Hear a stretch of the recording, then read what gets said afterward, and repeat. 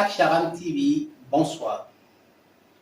Vous êtes avec Mario Soussou. Bienvenue sur notre émission, la nouvelle émission Les Échos de la thérapie sur votre chaîne Aksharam TV. Nous avons démarré la première partie dans la vidéo précédente. Aujourd'hui, nous allons continuer avec notre invité spécial, M. Awinde Maurice, directeur exécutif et coordonnateur des activités du service de la thérapie, qui nous permettra de comprendre le service de la thérapie qui vous permet d'accéder à vos incarnations passées, d'accéder à des services d'orientation professionnelle. Monsieur Awinde, bonsoir.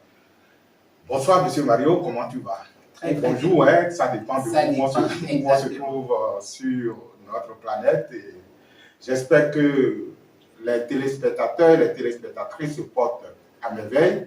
Et nous sommes une fois encore heureux de nous retrouver avec vous dans notre rubrique Les échos de la voix les échos de la thérapie. Voilà, les échos de la thérapie. Voilà. Alors, sans plus tarder, nous allons continuer avec le service numéro 9, oui, qui consiste donc à déterminer la mission d'incarnation. De quoi s'agit-il? Oui, et il faut donc signaler que cette émission fait suite déjà à une première émission que nous avons faite sur la thérapie. Et nous avons dit que ce sera une rubrique que nous allons alimenter de façon périodique donc sur cette chaîne. Vous nous aurez régulièrement. Et ces deux émissions que nous sommes en train de faire, je ne sais pas s'il y en aura encore une troisième en matière donc de l'introduction. Ce sont donc des émissions introductives qui plantent le décor et qui nous permettront par la suite donc d'aborder les aspects un à un et de pouvoir donc préciser les choses afin que vous compreniez mieux ce qui se passe à l'arrière-plan.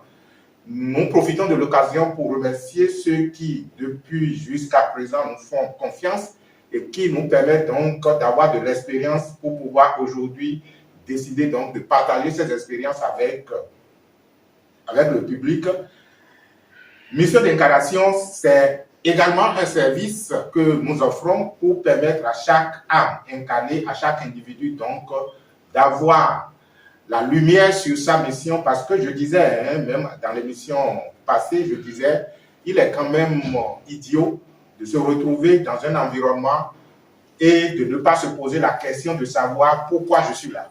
Okay. Le pourquoi de notre incarnation se retrouve dans notre mission d'incarnation, et c'est de fait que si tous nous admettons que nous sommes des parcelles de l'être spirituel universel que d'aucuns appellent Dieu, d'autres l'appellent ci ou ça, ici nous on parle de la vie, et que nous sommes tous des parcelles de la vie, il est quand même important qu'une fois que nous nous sommes retrouvés dans un environnement comme celui de la Terre, qu'on puisse donc demander mais pourquoi nous nous sommes retrouvés là et quelle est la mission à nous assigner pendant que nous avons décidé donc de prendre ce corps que nous finirons par laisser. Cela veut dire que nous sommes en transition dans un espace et sans savoir pourquoi nous sommes là. C'est quand même une bêtise humaine à notre avis. Donc, à travers ce service, on pourra vous dire le pourquoi vous avez pris corps et qu'est-ce que vous êtes censé être, qu'est-ce que vous êtes censé faire et qu'est-ce que vous êtes censé avoir sur cette terre. Ok. Alors, est-ce que nous n'allons pas un peu comprendre, puisque chaque personne a une orientation professionnelle, une orientation sociale, est-ce que la mission d'incarnation, elle est particulière? Oh, c'est vrai qu'il y a un autre aspect du service qui permet donc de comprendre ce que nous pourrions appeler orientation professionnelle ou orientation, quels sont les domaines d'activité dans lesquels vous pouvez exercer. C'est vrai qu'il arrive des moments où mission d'incarnation et profession se coïncident.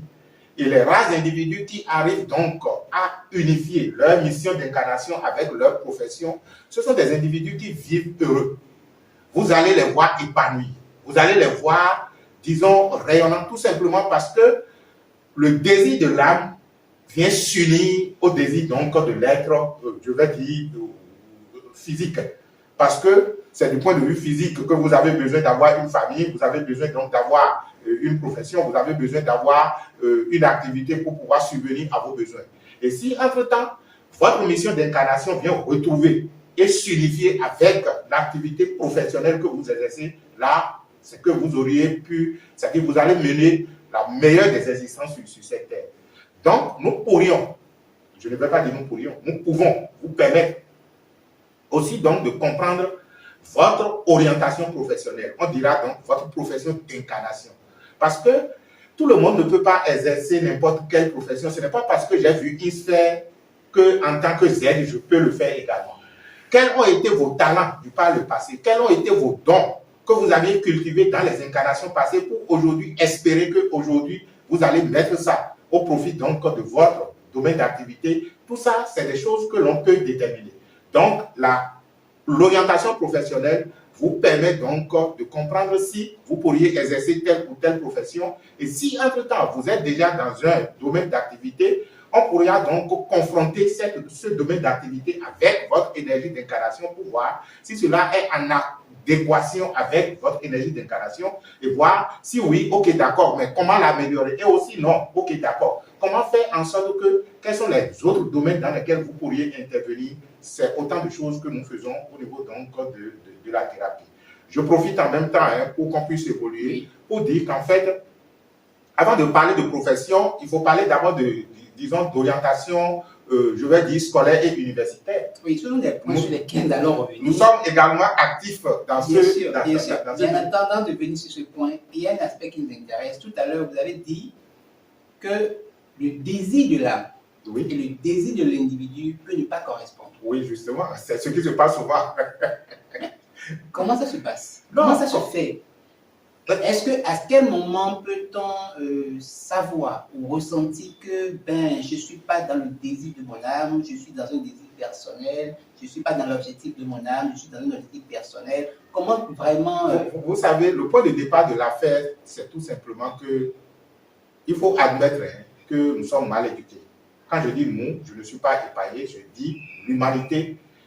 La forme d'éducation qui nous accueille dès lors que nous prenons corps n'est pas une éducation réellement propice à nous. Et c'est au bout du temps qu'on commence par comprendre qu'en fait, qu'il y a quelque chose qui ne sonne pas bien.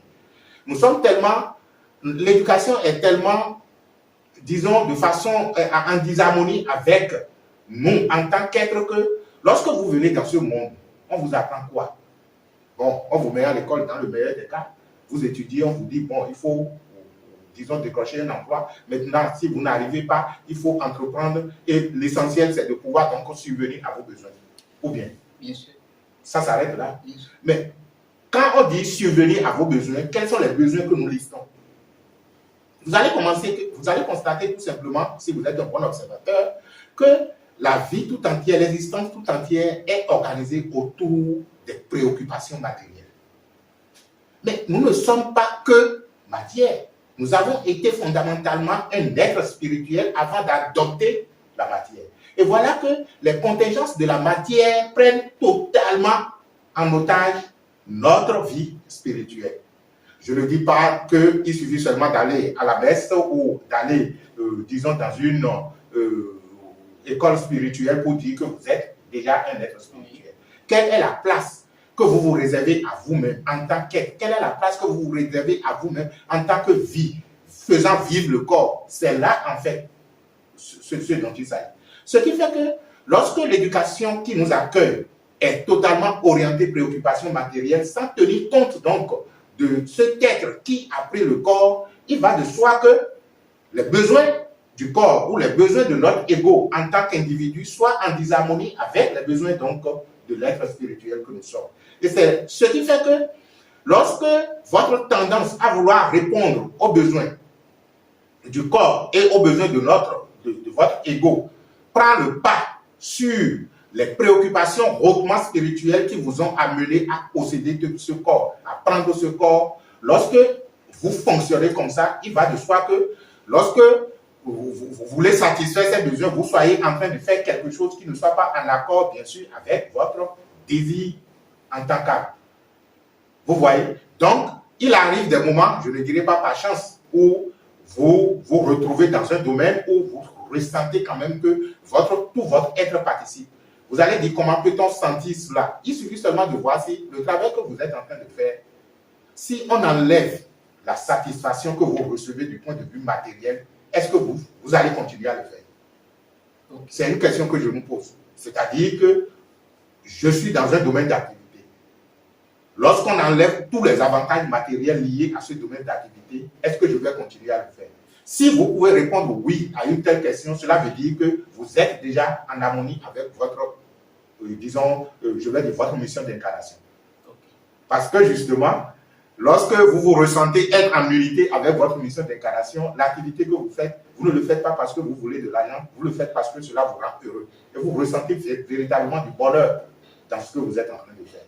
Alors, est-ce à dire que si je mène une activité où je m'investis dans différentes activités qui ne me réussissent pas, où j'ai le sentiment que tout ne tourne pas comme je veux, est-ce qu'un appel pour voir si je suis en harmonie avec ma mission d'incarnation? Parfaitement. Ça peut être un appel. Et souvent, c'est ainsi cela. C'est-à-dire que vous êtes dans un domaine d'activité qui, en fait, ne vous apporte absolument pas le bonheur. Et cela ne vous apporte même pas la réussite ou le succès que vous voulez. Ça peut même être un échec matériel. C'est-à-dire que du point de vue prospérité matérielle, vous ne prospérez pas. Il faut se questionner pour savoir si vous n'êtes pas en train... Parce qu'il y a des individus qui, en tant qu'entité spirituelle, du fait des incarnations qu'ils ont déjà parcourues, ne se permettent plus de faire certaines erreurs. Et dès lors qu'ils ne retrouvent pas la bonne aspiration spirituelle, la bonne inspiration spirituelle pour répondre aux attentes de leur âme bloque systématiquement toute évolution matérielle. De telle sorte qu'ils puissent donc, d'échec en échec, commencer par se questionner pour pouvoir donc aller de l'intérieur et retrouver donc le secret perdu. Alors, même dans la vie du foyer, dans la vie du couple, où certaines personnes parfois peuvent ressentir du manque dans leur foyer d'une certaine mesure et se plaignent. Par exemple, je n'ai pas d'enfants, j'ai que des garçons, j'ai que des filles par exemple. Est-ce que ces indicateurs, ces situations peuvent peut-être être peut-être la mission d'incarnation de la personne de vivre ces situations et du fait qu'il n'est pas conscient, vit ça comme une souffrance? Bon, au fait, il n'y a pas de mission d'incarnation qui, en fait, vous prive de votre bonheur. On ne pourra pas dire, oui, ça c'est une théorie ancienne, de plus en plus, c'est dépassé, que l'on soit en train de vivre une situation existentielle malheureuse et qu'on soit là en train donc de dire que c'est votre karma ou bien c'est votre destin de vivre de telle situation et tout le reste. Ça, je pense que de plus en plus, disons, les mouvements spirituels sont en train de... Sinon, c'est encore s'allier sur la notion du péché. J'ai péché, c'est pourquoi on me retrouve, on me met dans telle situation. Et si ça continue, je serai en enfer et tout le reste. Tout ça, là, c'est en fait d'une génération qui est en train de partir. Et c'est ça qui est heureux. Sinon, il n'y a aucune mission d'incarnation. Il n'y a aucun destin qui vous coince dans le malheur éternellement. Si vous faites le choix d'être vous en tant qu'être, on dit l'âme a une caractéristique, elle est toujours heureuse. Donc, une entité qui est toujours heureuse ne peut pas créer des circonstances de malheur. Ce n'est pas vrai. Allez chercher alors quand est-ce que vous l'avez créé et comment vous l'avez créé pour retrouver donc le pouvoir de le défaire. Aucune mission ne vous donne donc à souffrir sur cette terre. Voilà qui nous éclaircit beaucoup. Nous allons évoluer dans les différents points de prestation. L'orientation scolaire et universitaire. Pourquoi aujourd'hui la nécessité d'une orientation universitaire ou scolaire? Ce qui est intéressant, c'est que on ne peut pas se tromper et on ne peut se tromper de la vie. On ne peut pas se tromper parce que nous avons très tôt fait de prendre tel ou tel secteur ou telle filière parce qu'on a vu que c'est ça qui marche.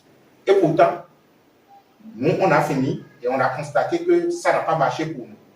Ça n'a pas marché tout simplement parce que ça ne pouvait pas marcher. Ce n'est pas parce que ça marche pour X que ça va marcher pour Y et Z. Ça marche pour X tout simplement parce que X se retrouve dans sa ligne. Y devrait également chercher sa ligne. Et Z devrait également chercher sa ligne. Et c'est lorsque tous les, je vais dire, et toutes les entités retrouvent leur ligne que dans une symphonie heureuse, on va tous se retrouver. Donc, je voudrais tout simplement faire comprendre que même déjà à partir des études scolaires et universitaires, si la personne est déjà informée de ce qu'il est en tant qu'être et de ses dons et ses talents à promouvoir sur cette terre, il saura que, ah, attention, voilà ce que je dois faire, voilà ce que je dois faire. Et il ne suffit pas d'avoir peut-être une très bonne note en mathématiques pendant qu'on était au collège pour qu'on puisse dire, ah, attention, je dois faire les mathématiques. Ok, d'accord, vous avez eu de très belles notes en mathématiques, mais de façon, lorsque ce sera appliqué, ça donnera quoi? Je ne sais pas si on se bien sûr, bien sûr. Parce que la profession, ça devient une application. Bien sûr. Ça devient une application. Donc, lorsque j'essaie dans telle ou telle matière, mais de façon appliquée par la suite, là, qu'est-ce que cela donnera? C'est tout ça qui permet de comprendre qu'on est véritablement sur sa ligne. Donc, l'idéal aurait été que, déjà que les enfants sont au collège, on puisse donc travailler sur eux pour faire ressortir quels sont leurs dons, quels sont leurs talents et quelle est la profession à laquelle celui-là est destiné. Et si je connais déjà la profession à laquelle je suis destiné ou les professions, je saurais choisir telle ou telle filière à l'université pour pouvoir donc ne pas sortir finalement pour dire ah attention, si je savais j'aurais dû faire ci ou j'aurais dû faire ça et ainsi de suite. Donc nous offrons également ce service qui est un service de conseil et d'accompagnement pour donc vous permettre de comprendre quels sont vos dons en matière donc d'études et quelles sont les filières que vous pouvez faire. Et tout ça, ça se justifie. Hein, ce qui est intéressant, quand nous allons aborder les cas et qu'on serait en train donc de donner des détails, on pourra prendre, comme je le dis, des exemples des domaines dans lesquels nous avons déjà eu certaines expériences pour pouvoir donc étayer notre argumentaire. Pour le moment, on s'en tient à ce que nous sommes en train de dire. Est-ce que c'est de la responsabilité des parents de pouvoir orienter leurs actions à veiller à ce que l'enfant ait une bonne orientation scolaire? Ben, il va de soi. Il va de soi que la responsabilité des parents n'est pas qu'une responsabilité matérielle à offrir donc les bonnes conditions de travail. Ça, beaucoup de parents le font déjà. C'est-à-dire que de plus en plus, les gens estiment qu'il faut cotiser même de l'argent pour les études de l'enfant. Et depuis qu'il est petit, on a un compte, on met de l'argent dedans, on fait ci, on fait ça. Et beaucoup de parents investissent énormément dans l'éducation de leurs enfants. Ça, c'est à encourager et nous encourageons vivement les parents donc à le faire encore et encore parce que les acquis, ce que vous faites pour votre enfant, c'est en fait à vous-même que vous le faites. Parce que cet enfant, vous ne savez pas ce qu'il a été de par le passé, ce qu'il sera dans les prochaines incarnations. Et quels sont les liens qui existent entre vous. Donc, beaucoup de parents le font déjà et c'est à leur actif. Mais au-delà de ce que nous faisons du point de vue matériel, à trouver des bonnes écoles, des bonnes universités, et les bonnes formations à nos enfants, il faut pouvoir donc leur donner une orientation spirituelle. Chercher donc à les orienter dans disons, à affronter les défis de la vie. C'est leur donner les armes nécessaires pour se prendre en charge au cas où on ne serait pas à leur côté. Et là, c'est également leur permettre donc d'avoir la claire orientation universitaire sur laquelle ils peuvent donc, qui leur, disons, qui se retrouvent être en accord avec ce qu'ils sont en tant qu'être. Maintenant, avant de continuer, est-ce que l'orientation scolaire universitaire n'est pas en relation un peu avec la mission d'incarnation? Oui, au fait, M. Mario, tout ça là, ça se conjugue. Ok. Mais on est obligé d'aller pas à pas. Okay. Lorsque vous faites la bonne orientation scolaire et universitaire et que vous avez la bonne orientation professionnelle, il va de soi que vous êtes déjà en train d'accomplir une partie de votre mission. Mais il arrive des moments où votre profession, même si cela est en accord avec votre énergie d'incarnation, il se trouve que l'être décide d'accomplir telle ou telle autre mission à côté d'eux. Là, on vous dira, ok, d'accord, vous êtes excellent dans tel ou tel domaine, vous serez un homme à succès dans tel ou tel domaine d'activité, mais à côté de cela, faites ci ou faites ça pour la réussite donc, de votre incarnation. Super, super. Je pense que nous avons bien compris. Nous allons évoluer avec l'orientation professionnelle. Tout à l'heure, c'est l'orientation universitaire scolaire. Je pense qu'en parlant de l'orientation scolaire et universitaire, nous avons déjà parlé de l'orientation professionnelle. Donc, on peut passer sur ce point également. Est-ce à dire que si, par exemple, je n'ai pas une orientation scolaire ni universitaire, est-ce que je peux décider d'avoir une orientation professionnelle? Est-ce que ça peut me réussir? Pourquoi pas? Tout à fait. Parce qu'il n'est pas dit que c'est ceux qui sont des instruits, ceux qui ont fréquenté des universités qui réussissent dans leur profession. Hein. Non, pas du tout. Il arrive même des moments où et de plus en plus, on constate que c'est ceux qui ont très peu étudié qui aujourd'hui excellent dans leur domaine d'activité parce que, bon, ce n'est pas que l'intellect qui fait aujourd'hui l'intelligence. De plus en plus, on parle donc du quotient émotionnel que l'on met en avant maintenant du quotient intellectuel qui est beaucoup plus basé sur l'intellect.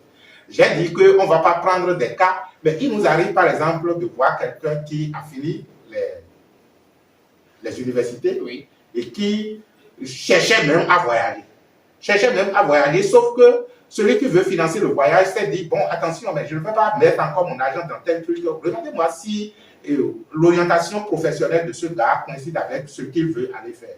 Et quand nous avons fait le travail, on a constaté donc que le gars aurait mieux fait de faire des études pour concourir, des études qui vont l'amener donc à être agent des eaux et forêts. Ok. Tu vois? Donc, ce qu'il a fait, en fait, en tant que comme étude, c'était peut-être genre commerce général ou bien commerce international, cette filière en vogue. Et on a dit, bon, voilà, il n'a pas su comprendre, et voilà là où il se retrouve maintenant. Quelles sont les alternatives qui se présentent à lui? Parce qu'en fait, il faut qu'il travaille de toutes les façons. Bien sûr. Et c'est là où on dit, maintenant, voilà, tel qu'il est, puisque son énergie d'incarnation est en accord avec la protection de l'environnement, la protection donc de la flore et de la faune, la Terre autorise qu'il puisse donc s'investir dans les achats et ventes donc de parcelles et de construction et tout le reste, mais qu'à côté de ça, il doit pouvoir donc œuvrer pour la protection de l'environnement. Vous voyez? Donc, on aurait dû faire ce travail avant qu'on ne lui permettrait pas d'aller faire commerce. Ce qu'on l'aurait aidé à faire, c'est de faire donc des sciences de l'environnement pour qu'à la longue, à défaut d'être dans une institution qui parle donc de la protection de la flore, de la faune, la protection de la terre, que par lui-même, il puisse entreprendre dans ce domaine. Et vous constaterez qu'il y a des gens qui, juste en créant des mouvements de protection de ci ou de ça, ont réussi leur incarnation. Bien sûr. Ce n'est pas anodin. Parce que, compte tenu des exploits qu'ils ont eu à faire de par le passé, ou ça peut être également pour corriger quelque chose. Peut-être que vous avez été un chasseur et que vous avez assez malmené les animaux. On ne sait pas. Donc, de toutes les façons, votre mission d'incarnation est en accord toujours avec la synthèse des incarnations que vous aviez passées de par le passé. Mais, pour avancer, pour quitter ce point, il me tient de comprendre un aspect qui va forcément aider ceux qui nous suivent. Oui. J'ai fini l'université. Je n'ai pas eu la chance d'avoir une orientation universitaire. Je veux m'engager dans la vie professionnelle. Voilà que maintenant, je sollicite une orientation professionnelle. Oui. Et je découvre que, bon, peut-être que mon orientation professionnelle est totalement à côté de mon cursus de formation. Oui. Est-ce que cette situation arrive? Comment gérer ça? Ça arrive et les maîtres offrent toujours d'alternatives. Votre énergie d'incarnation vous offre toujours des alternatives pour pouvoir donc vous en sortir. Et les alternatives, c'est OK, vous pouvez entreprendre dans tel domaine, mais à côté de ça, voilà ce que vous devez développer. Okay. Vous serez obligé donc de faire l'un et l'autre. Alors, chers amis, merci. Vous nous avez suivis jusque-là. Nous n'avons pas pu aborder tous les services que nous avons prévus. Voilà. Le temps est parti. Le temps prévu est totalement parti. Mais on a encore quelques minutes. 5 minutes. Oui, on peut rapidement avancer. Et avancer. Alors, je pense qu'on va voir rapidement le point suivant, le baptême mystique des personnes.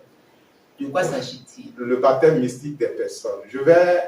En fait, ce qu'on appelle le baptême mystique des personnes, c'est, comme on le dit, on peut dire que c'est un baptême.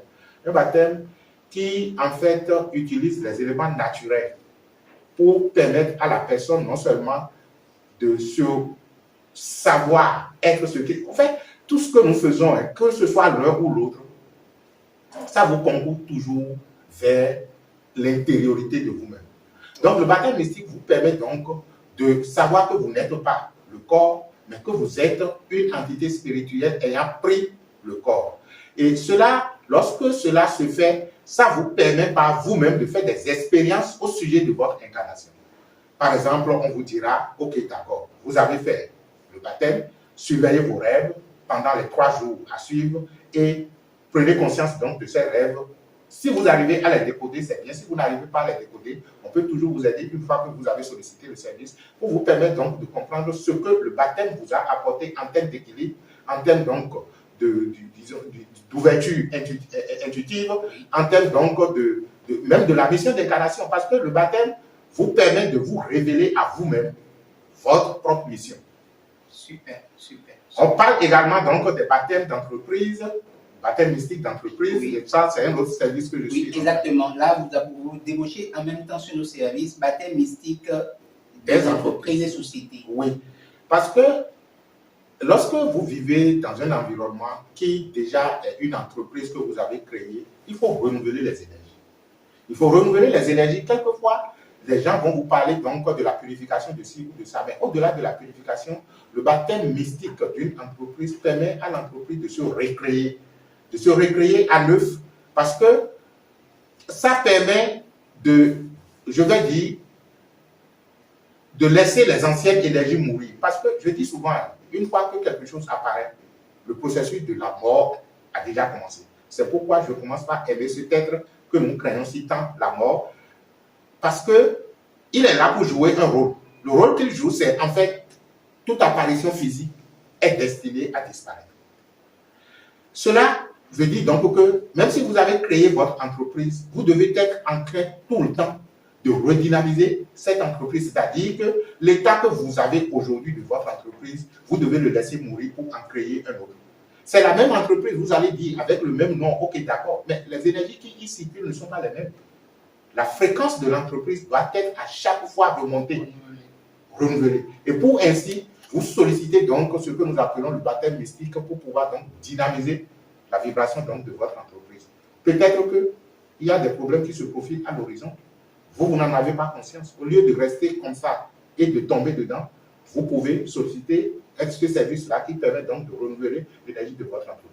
Et surtout, lorsque c'est une nouvelle entreprise que vous voulez créer, il est quand même important que vous lui donniez l'empreinte spirituelle nécessaire qu'il faut, l'empreinte énergétique nécessaire qu'il faut lorsque c'est une nouvelle entreprise. Et si c'est une nouvelle entreprise, le baptême mystique vous permet donc même d'avoir le nom de l'entreprise. Okay. On ne peut pas se lever, créer une entreprise et donner un nom comme ça. Vous croyez que les grandes entreprises qui aujourd'hui ont fait, disons, des décennies et même peut-être des siècles, vous pensez que les noms sont inventés parce qu'on a voulu? Non, c'est des noms qui sont allés, que les gens ont eu dans des révélations, et les révélations leur portent déjà la grandeur de l'entreprise. Donc le baptême mystique vous permet donc d'avoir le nom. Il nous arrive même d'avoir un schéma de logo pour les gens, au cours donc du baptême mystique d'entreprise. Maintenant, si vous avez déjà une entreprise qui est fonctionnelle et tout le reste, le travail consiste donc à renouveler et à redynamiser donc l'énergie de cette entreprise. Mais je pense que, chers ceux qui nous suivent ont fortement compris ces différents points. De toute façon, on va y revenir, voilà, en prenant des cas de façon spécifique que nous allons décoder, et ça, ce sera bien compris. Alors, je pense que la suite sera dans la partie 3. afin de pouvoir terminer, parce qu'on n'aura pas le temps prévu et totalement terminé. Ok. Merci de nous avoir suivis. Vous allez retrouver dans la description tous les services que nous venons de citer, tous les services qu'offre la thérapie. Vous allez le retrouver dans la description. Si vous avez des questions, n'hésitez pas aussi à nous laisser ça en commentaire. Merci à vous. Merci et que la lumière soit. Que la lumière soit.